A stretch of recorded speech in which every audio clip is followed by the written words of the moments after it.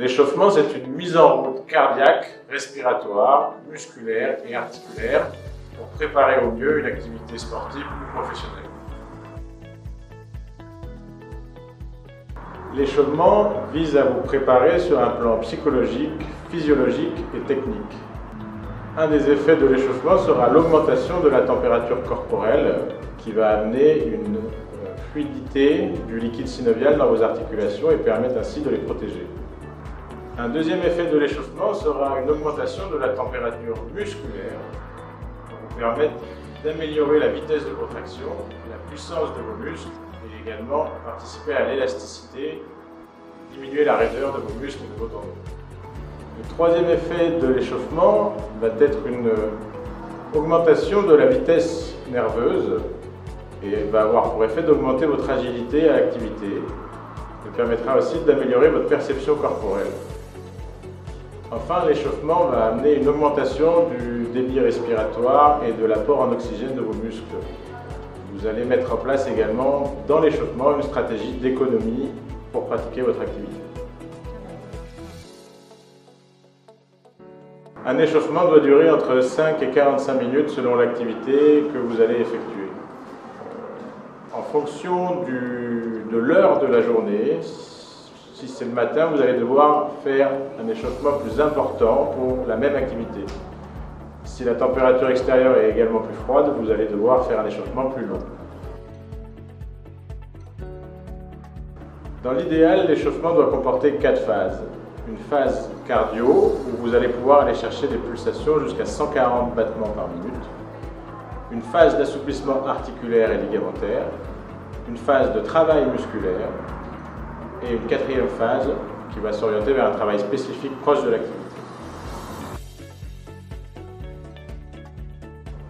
C'est faux, l'intensité de l'échauffement doit être progressive et elle doit surtout être non coûteuse pour l'organisme afin qu'il puisse garder ses réserves pour pratiquer l'activité. C'est faux, un footing sans intensité va amener une augmentation seulement de la température corporelle.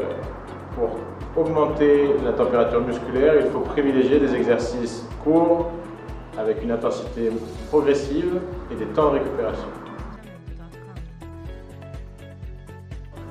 Non, il faut que l'échauffement soit le plus proche de votre activité et du début de cette activité. Si vous n'avez pas de possibilité de vous échauffer seulement avant l'activité, un échauffement à distance doit être complété de séquences de rappel.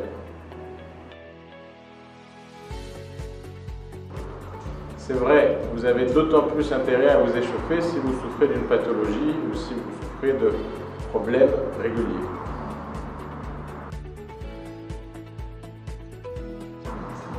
Non, un échauffement est beaucoup plus performant dans une optimisation de votre performance. Il va vous mettre dans les meilleures conditions pour réaliser votre activité et améliorer vos performances pour la faire.